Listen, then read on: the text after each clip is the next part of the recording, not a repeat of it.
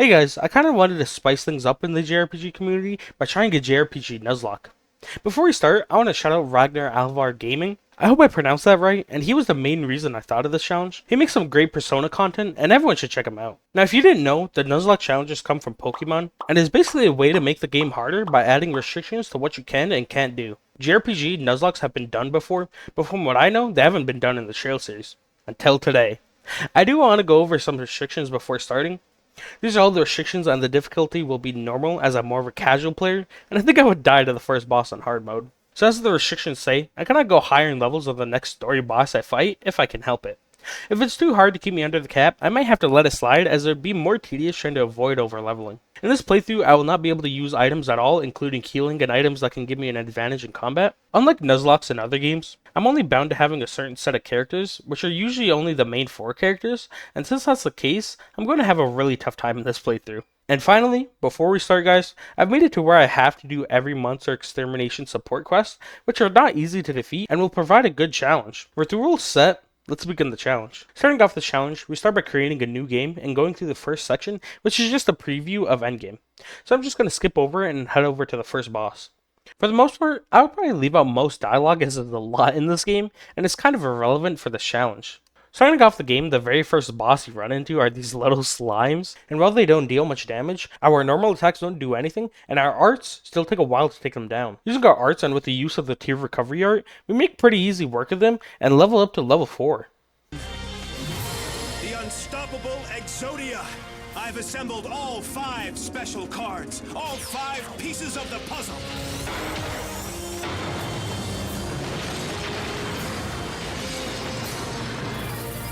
Exodia!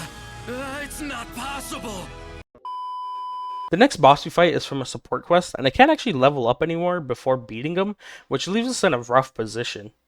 On the bright side, the monsters that you can battle before are weak and don't give much XP, which allows us to stack our craft points to use our all-out attacks in the boss battle.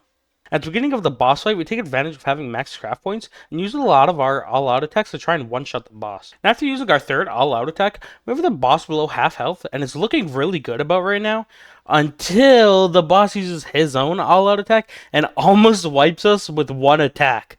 Bro, this shit had my heart racing when this happened. Despite being almost wiped, we can still use Ellie's all-out to recover most of our HP, and with the use of a 2 times effective water art, we defeat the boss and somehow win with no losses. This boss was not a pushover at all, and just shows how hard normal difficulty really is. The next boss fight is level 6 Walled, and there is a mandatory fight in between, but this does leave us with some room to at least level up. Before moving on to the Walled fight and the mandatory fight in the downtown district, I take some time to level up to level 5 to minimize the chances of having a permadeath this early on. With us being level 5 and the fact it's only a 4v4, the fight is pretty easy and we beat them with ease. If you've played Trails from Zero before, you know Lloyd gets taken for a 1v1 with Walled, which can be a pretty hard fight on any difficulty, so I take the easy way out and equip Lloyd with HP from Tito to help with this fight. Despite being able to heal ourselves, there are several points where we almost died, which would have been a huge loss losing Lloyd this early on. But luckily the fight ends after a certain amount of turns, and we move on with 0 deaths so far. The next fight is an easy fight against the Mafia, and it's a 3v2, and despite having a close call and almost losing Lloyd again, we take them out easy peasy. Luckily enough, we get to catch quite the break from bosses for a while, and while continuing through the story, we're able to reach level 10 until coming across a chest with monsters. Now, just like the support quests, these guys can be quite dangerous and definitely shouldn't be underestimated. With the use of all-out attacks, the chest monsters were mopped up pretty easily, and it almost gets us to level 11. After defeating the next monster encounter, we are able to level up to level 11, and after moving on with the story, we take a little detour to upgrade our weapons and armor and to set up our arts better. The next mandatory fight is one of the hardest fights in the game. They are level 13 and are not to be taken lightly. In preparation, we try to level up everyone to level 13 to match levels. Alright, don't worry guys, only one more encounter and we can be level 13. Wait, are you kidding me? Okay, calm down, no worries. Let's just find one more encounter to... No way. We can't even do another encounter? This is so dumb. Well, there ain't nothing we can do about it now, so let's get this battle started. For the most part of the battle, it's looking pretty good, and looks like we can finish this without a single loss, which would be huge for this fight. Wait. No, get up, Lloyd! Come on! Don't do this to me! No!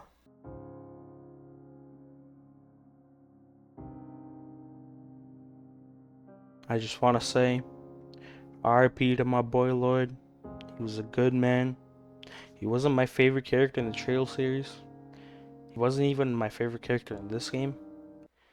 And frankly, I don't have anything nice to say to him. But RIP my boy. Well, with Lloyd getting stunned and having no one who has the ability to heal or cure stun, just like that, we lost Lloyd. We barely have scratched the surface of Chapter 1 and already are down a party member. This is a huge loss for us, as we lost one of our consistent heavy hitters, and I honestly don't know if we can complete the challenge with such a huge loss early on, but I will not give up. Now, with no clear way of getting rid of Lloyd forever, the best we can do is leave him naked and let him die every fight and not attack with him. For a while, we don't get much fighting, but as I said before, any and all support quests that involve fighting, I will have to complete, and after a lot of dialogue, we get 2 support quests to do. Unironically, the support quest in particular is really tough. Stuff happens and it comes down to Randy alone with Wald. This normally wouldn't be that tough, but since we lost Lloyd, this battle is extremely hard. If not for this cringe strategy and moving Tito's heal to Randy, I would have lost so badly. On our way to do the monster extermination quest, we were able to level up to 16 and make our way to the monster extermination. But sadly, guys, in a random encounter, the most tragic thing ever happened. To a level 13 spider, Ellie gets one-shotted and we lose another party member.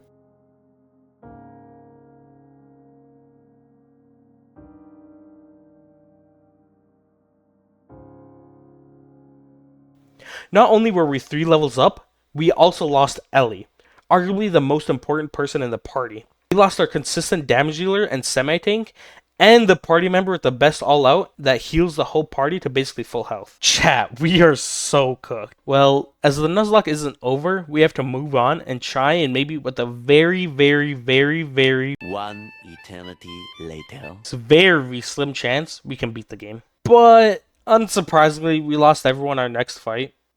Well, alright, peace out, guys.